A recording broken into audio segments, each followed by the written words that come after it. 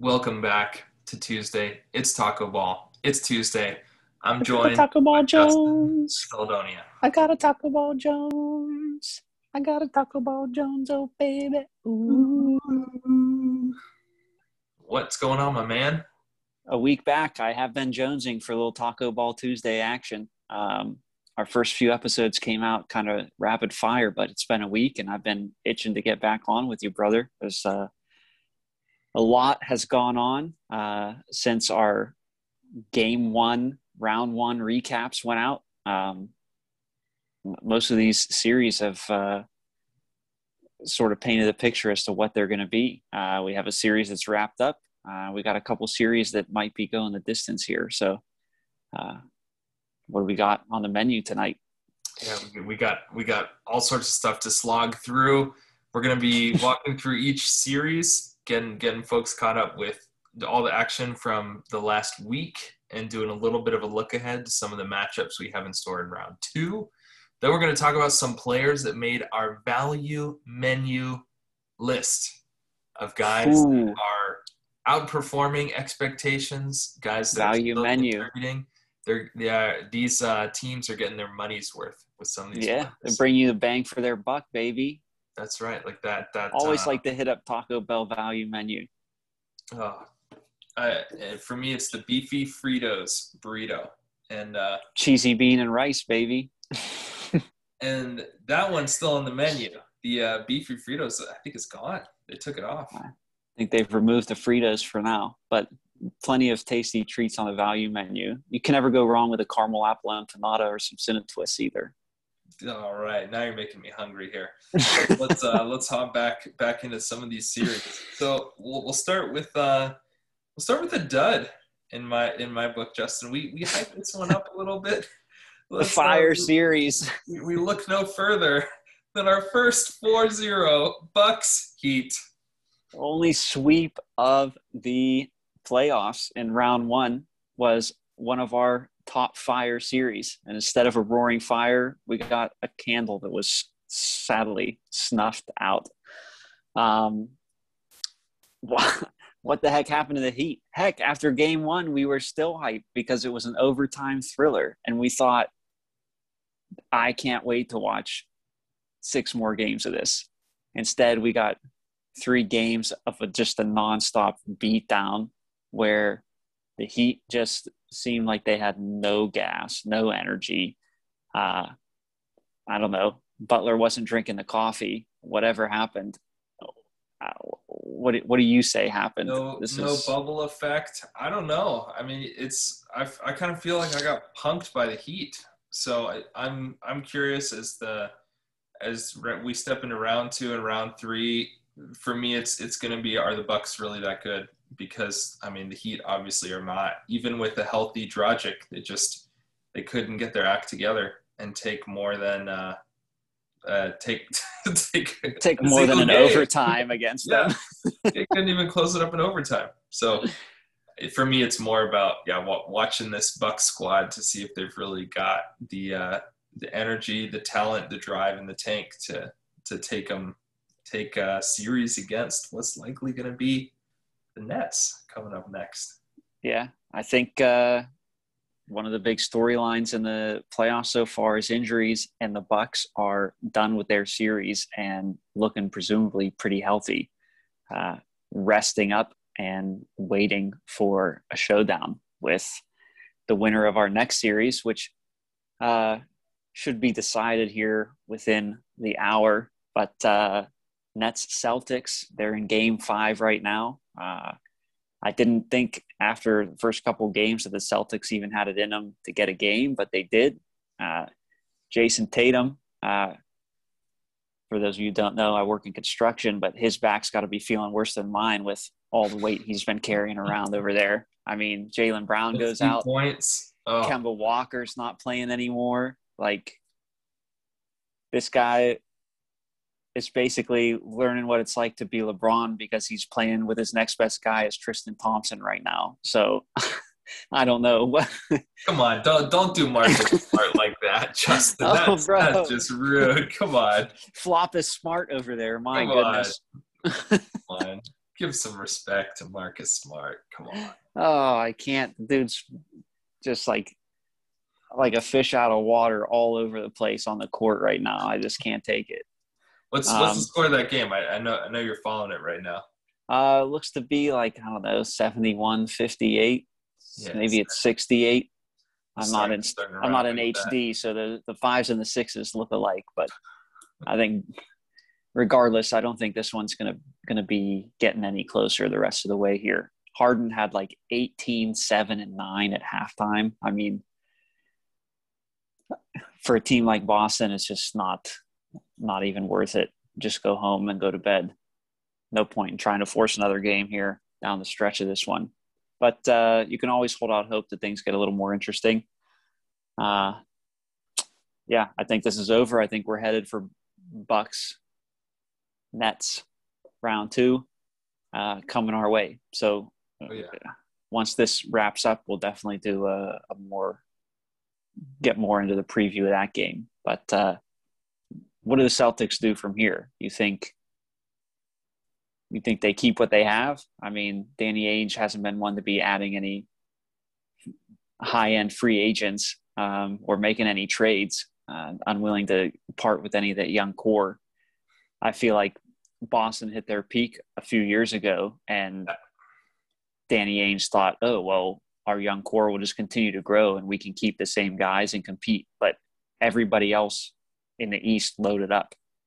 LeBron left the East, and all the other guys were like, this is our chance to go for it, to get out of the East. So Philly's way ahead of them. Brooklyn's way ahead of them.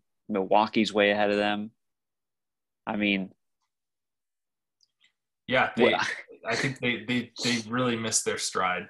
And you're looking at the squad going, how do we build around Jason Tatum? And what deals do we need to, like, what guys can we ship out to build around Jason Tatum? I still think, 7 seed Boston coming into this playoffs was an incredible disappointment for the franchise, and they're going down before they go up. So certainly stock is pretty low for the Celtics right now. Yeah, I've got them. Basically, they're in the same boat as New York and Miami and essentially Atlanta. They're all, I would group them together. But Miami took a pretty big step last year. They took a step back this year, but Pat Riley is a guy known to go for it. So he's got his eyes on who the big targets are. He's not afraid to deal some guys to get somebody in to play alongside Butler. So I see Miami taking positive steps this offseason to keep themselves ahead of where Boston's at. The Knicks, even though we'll get to them in a second here, are floundering.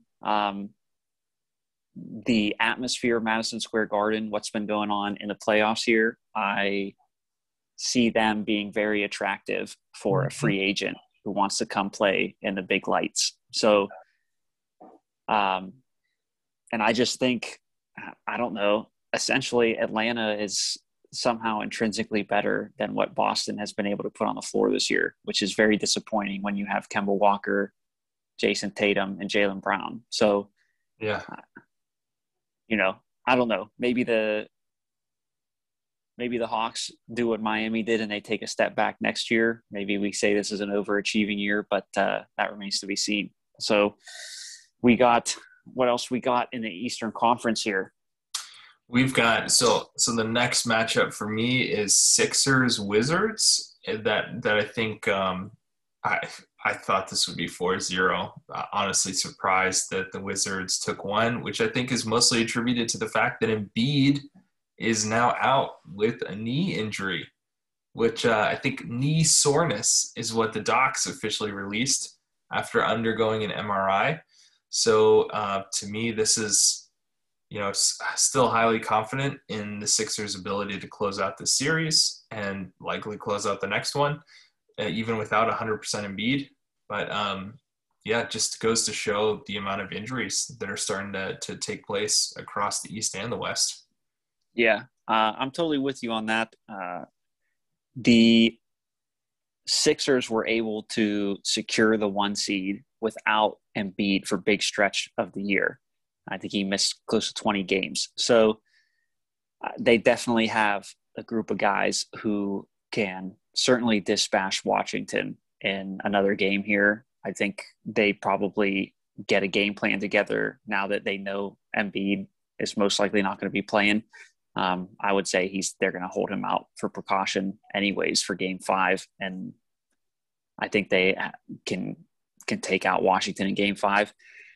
And I think this is one of the big reasons why it was important to shoot for that number 1 seed. Brooklyn rested stars on a back-to-back against Philadelphia late in the season with a chance to get that 1 seed.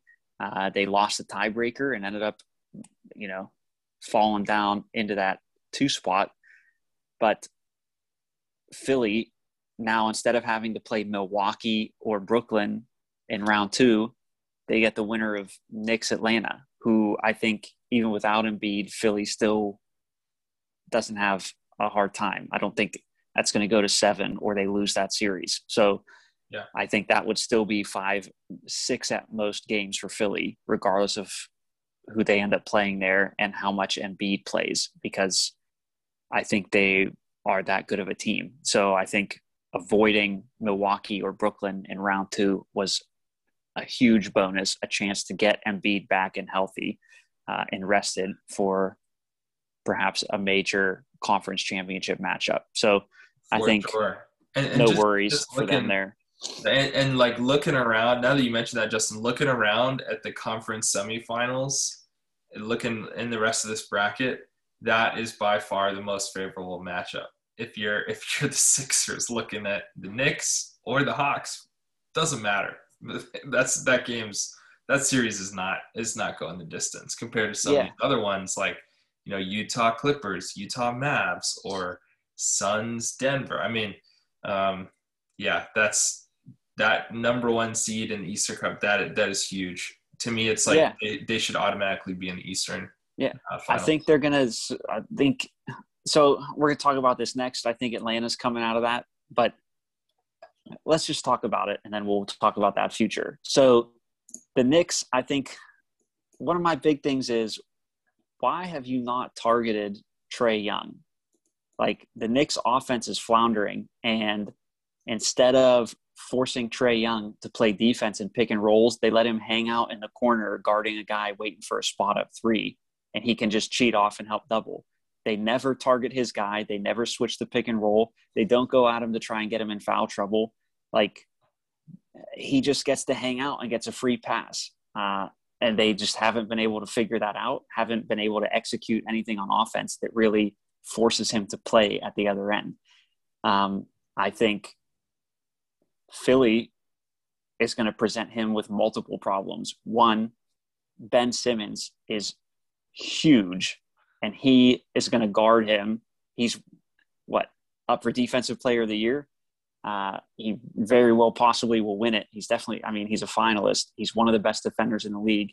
And I don't think, like some other players who tout themselves as best defenders in the league, is going to shy away from a matchup. So I could see him guarding Trae Young, giving him all sorts of problems with his size in that matchup. And I can see them forcing Trae Young into pick and rolls to have to guard who?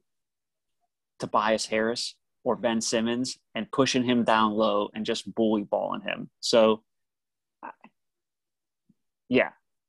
I don't see problems for Philly in the future in terms of the second round or this round. But their roster is just built to beat any team coming out of that matchup. And then, so the last thing I want to say about this Knicks-Hawks before we move on and hop over to the Western Conference would be, we heard so much about the Knicks defense, and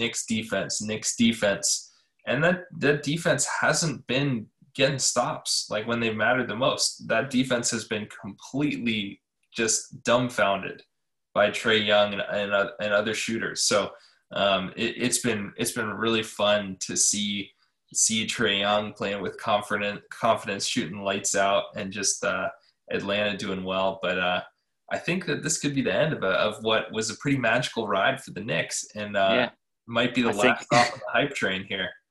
Dude, I just want to know if all those fans celebrating out in the streets of New York City are ready to put on their Brooklyn Nets jerseys and get out those KD jerseys and hop back on the bandwagon. So we'll see.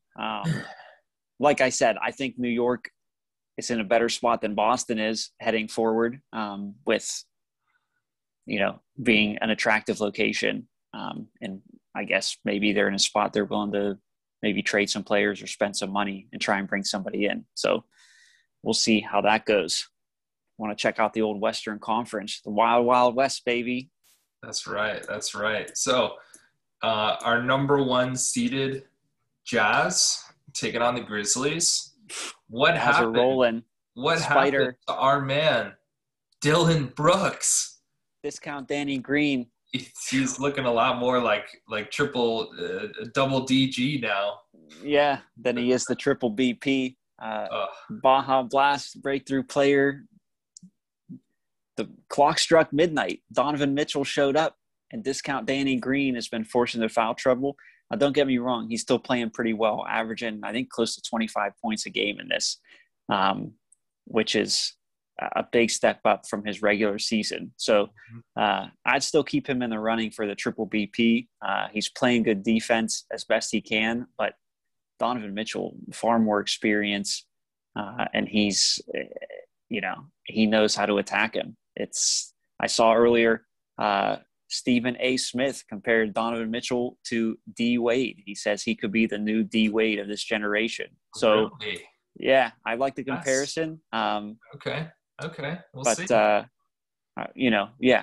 bit premature, but I like it. Never too early to to break out of the reminds me of most liked player. They do it on draft night. So, I think Donovan Mitchell happened, and Discount Danny Green has his hands full. And so we're seeing less and less production out of him as the series wears on. And I just don't think him and Ja Morant have enough pieces around them to really compete at this level. They're pretty much the only team in the West that's not that scary.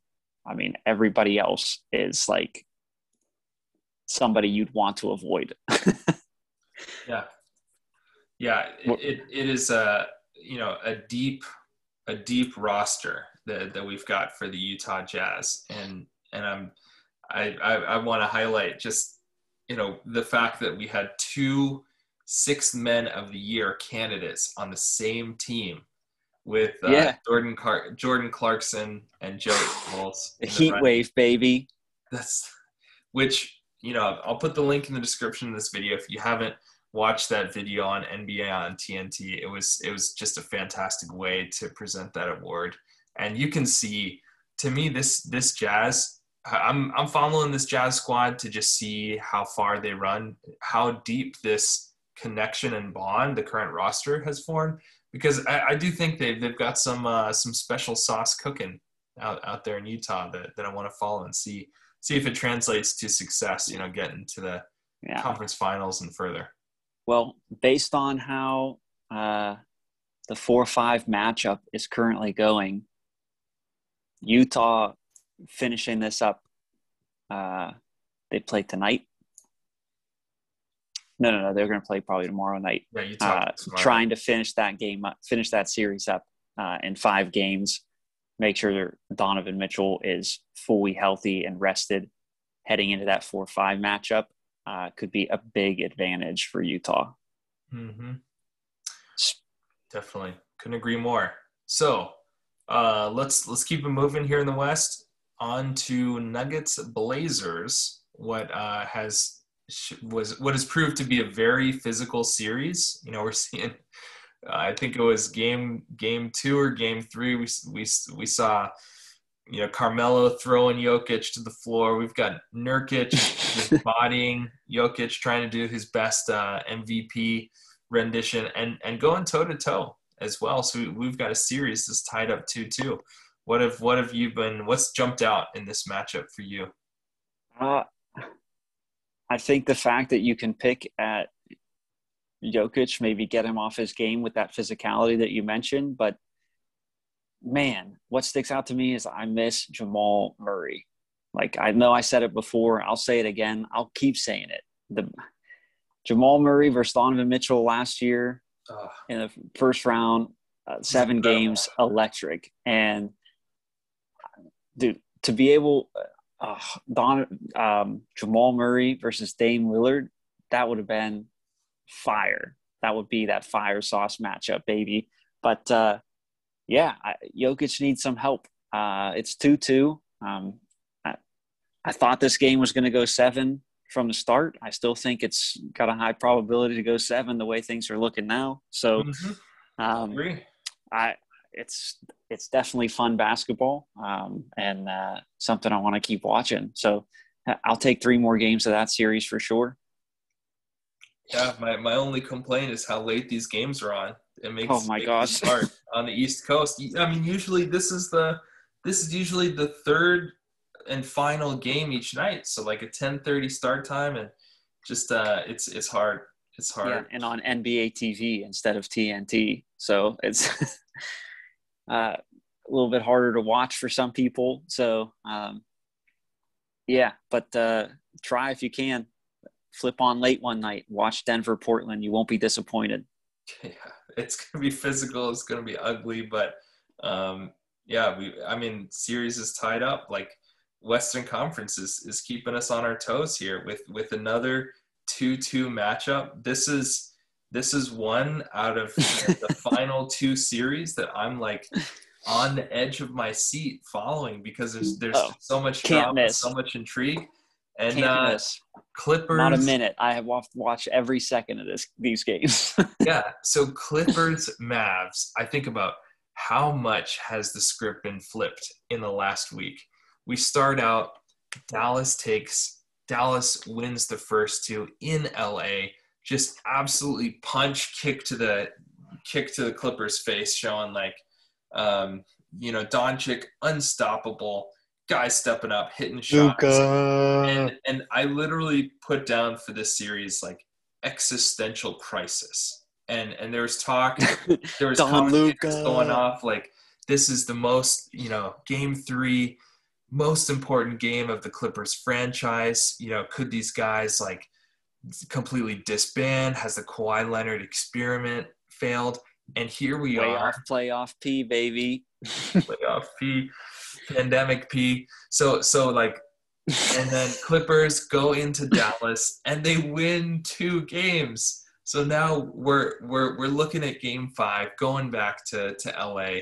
And to me, the Clippers have all the momentum, and it's a best of 3 series, and they've got 2 games at home. So to me, all of the pressure is on the Mavs to right the ship that was pretty nice sailing, pretty solid sailing, after game 2. But I'm pretty nervous if I'm a Mavs fan right now. Who are you taking? I think it all hinges. I don't think the pressure's as much on the Mavs as you think, because the momentum is fully changed. So now everyone is back on the Clippers bandwagon saying the Mavs can't come back from this. They had a chance to put it away. They blew it. This is LA series. They have the confidence now. They know they can close games out. So this is done deal. Clippers move on. But how healthy is Luka going to be? Don Luka. That's the difference maker. They kept sort of referring to it as spasms. He was having this tingling sensation from his neck down through his whole left arm. They kept calling him spasms. Is it his muscle spasm? Is he, where like you can come back the next day and you have no issues, no effects from it? Or is there something more serious going on there? He's pretty heavily taped up. He looked like he was in quite a bit of pain playing the other day. So I know he feeds off of that away crowd in LA and would love to stick it to them after how last season ended for him. It would suck for this one to also end with injuries sort of holding him back. He needs Porzingis to step up and be a down low post presence. I mean, why is like Jalen Brunson getting more rebounds than Kristaps Porzingis? Just Come on. So I'm still. This is increased to fire matchup for me. This is like the hottest one out there. This is one that can't be missed. So, yep, I'm with you. I originally picked the Clippers in 7. If Luka is fully healthy, if he doesn't have any ill effects from this, I think I got to switch. But like I said, it's going to be dependent on his health. So we'll see. I know there are a couple teams out in the East hoping that the Mavs handle business and knock off the Clippers because I think they got their eyes on Kawhi. So eyes on the Kawhi prize. Yeah. So we'll see. But yeah, I can't look away. But they're going to be on tonight at the same time, starting maybe a half-hour difference as our last matchup here. 2-2. Yeah, Lakers, Clippers will be on Suns. tomorrow. I think. Tomorrow? Yeah. No. Who else plays tonight then? Don't do that to me. Yeah, tonight we got Nuggets, Blazers, Lakers, Suns, and Nets-Celtics. Those are all the games we have. Nuggets, Blazers has already started. Why did I think Mavs, Clippers was also on tonight? All right, well. It'd be too much hype for one night. It's late. I've been watching a lot of basketball, and I'm a tad bit confused. But we got this. Before we hit our last matchup, I'm going Clippers in 6. I'm putting it on the record. I'm putting it on wax here, Justin. I'm gonna say, Luka is downplaying this injury. He's hurting. He's not passing. He's not shooting right. He's downplaying it. Mavericks are toast. Existential crisis activated for the Mavs. Clippers found a way to get it done. And, I think they, Kawhi and Paul George are playing on a different level right now. So I'm going. I don't know. I think this is where I got confused because this would be not every other night. They gave him 2 days to travel out to LA for Game 5. I think Luka's got an extra day of rest. I think we could be going back to Dallas with the Mavs up 3-2. So keep dreaming. Oh, speaking of injuries and how much that is playing into these series, we have to talk about Anthony Davis going down in Game 4. So my question to you, Justin, are the Lakers toast? Bro, I know you can't say that with a straight face. Come on now. Hey, everyone's looking at the series and they're going it's tied up. This is LeBron. Okay, it's LeBron, but LeBron and who else? Do you remember the last time LeBron lost back-to-back games in the first round of a playoff series? No. That's because it ain't never happened. Was that a 36-year-old LeBron that was averaging an all-time high playoff minutes in the first round as well? That's because it ain't never happened. So I think that means we're going to be heading back to LA with a 3-2 series lead for the Lakers. I think LeBron finds a way to get it done tonight. Although no AD leaves things wide open for our triple BP candidate, DeAndre Ayton, to just totally destroy. I mean, the guy is averaging almost 20 points a game on 80% from the field. And now AD's out. Bro, this guy might not miss a shot tonight. That's how dominating he's going to be. So, and I think they highlighted this. The commentary crew highlighted this.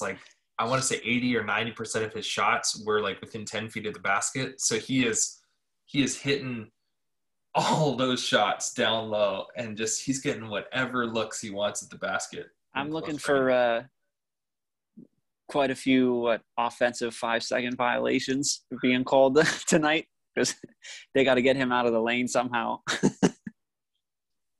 Yeah, if you're the Lakers, you might want to hack a DeAndre.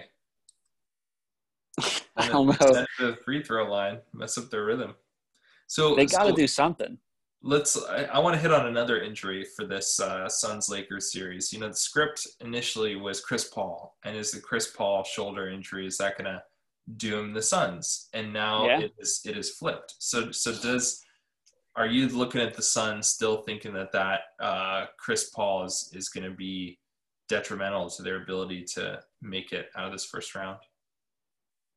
No, I don't think so. I mean, I think he proved in the last game, unless there's some ill effects from that, he looked like his normal self. Like he had enough time from between the injury and game 4 that he felt a lot better. So I guess we're lucky that it wasn't like a more serious injury or a muscle tear or something like that, but that he literally just, took a stinger, took a hard one, and needed to work it out. But nothing lasting there. I think he's a full go 100% for tonight's game. So the series has definitely got a lot more interesting. It was already one of the top matchups. Now AD's out. So question, though, if LeBron wins the next 2 games with the Lakers, are we just going to say, oh, well, Phoenix was just this up-and-coming team. They weren't really that good. They weren't ready, blah, blah, blah, Chris Paul's shoulder. I mean, the excuses come out, right? Like nonstop. So whether he does or whether he doesn't, there's going to be some slander upon the king. Yeah, I mean, there's always going to be those LeBron haters, but this is, I mean, he's putting his legacy on the line again. Tonight's game is huge. I mean, they're going in Phoenix. It's going to be a crazy environment. Phoenix is going to be going for the jugular so that they can win one of the last 2.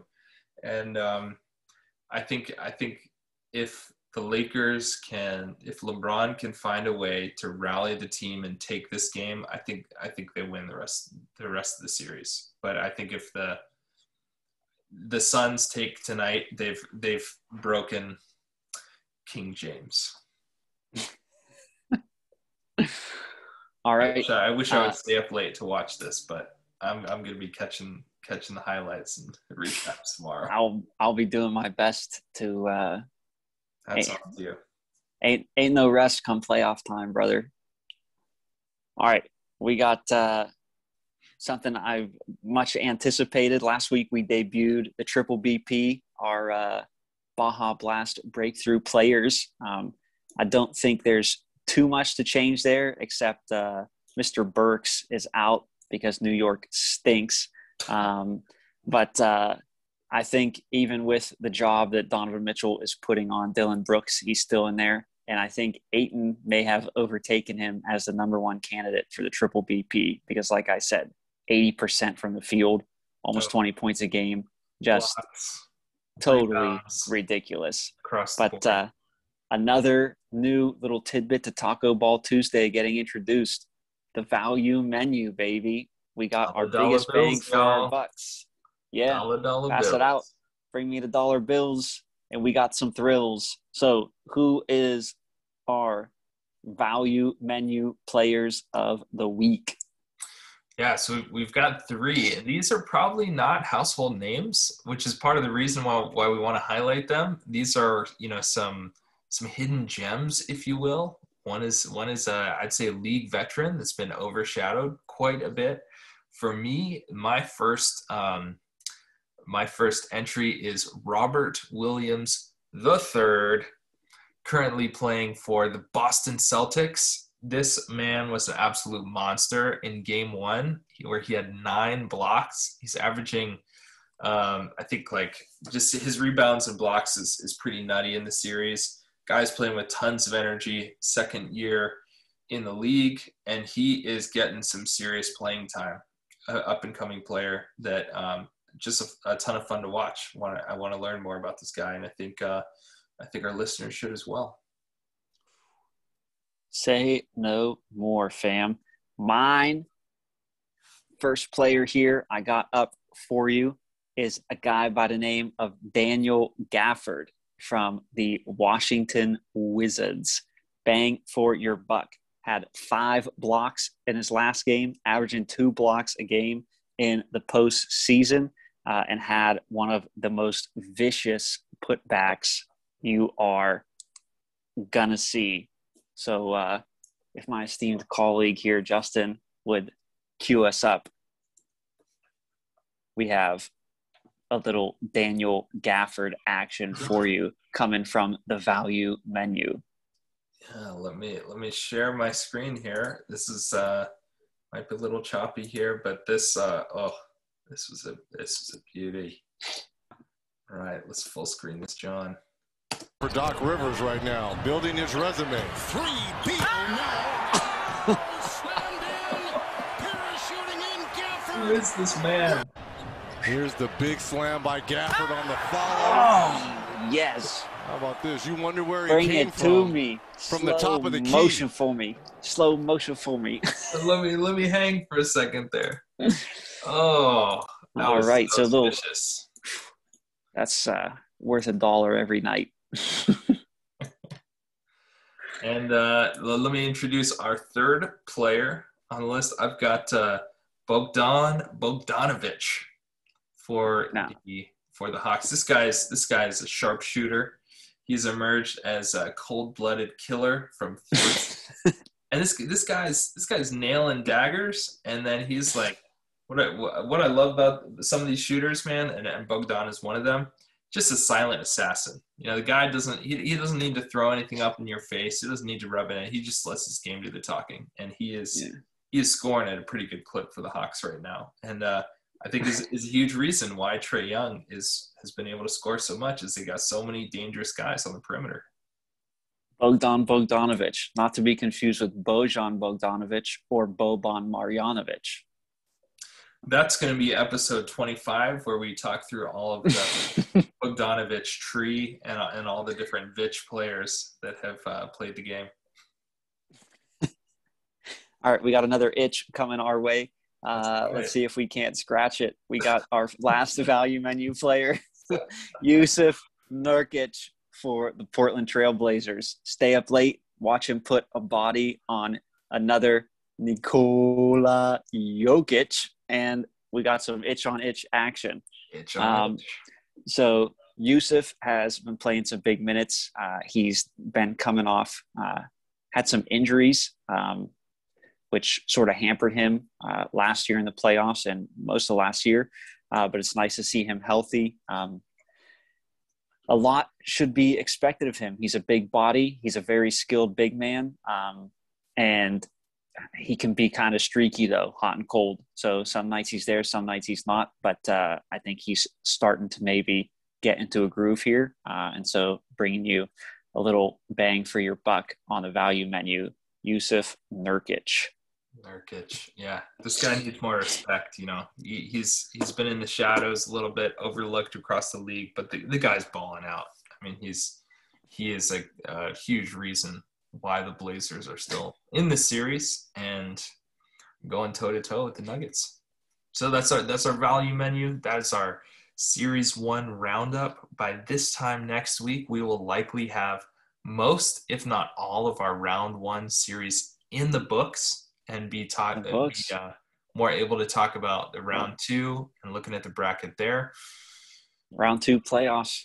Yeah. We're definitely going to get some fire matchups. I think the Diablo sauce might make his debut for Round 2. So in the meantime, follow us on Twitter and on Instagram for game commentary, updates, memes, at Taco Ball Tuesday on Twitter and Instagram. That's at Taco Ball Tuesday.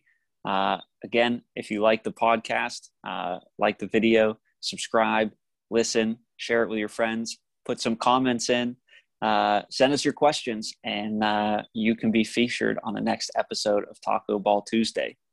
Any questions about anything, send them our way. NBA and Taco Bell related. We'll answer all day, all. Baby. All right, Justin, this was fun. Thanks, Justin. Let's go back to some of these games, and looking forward to Round 2, baby. Yeah, catch you Taco Ball Tuesday. Check it.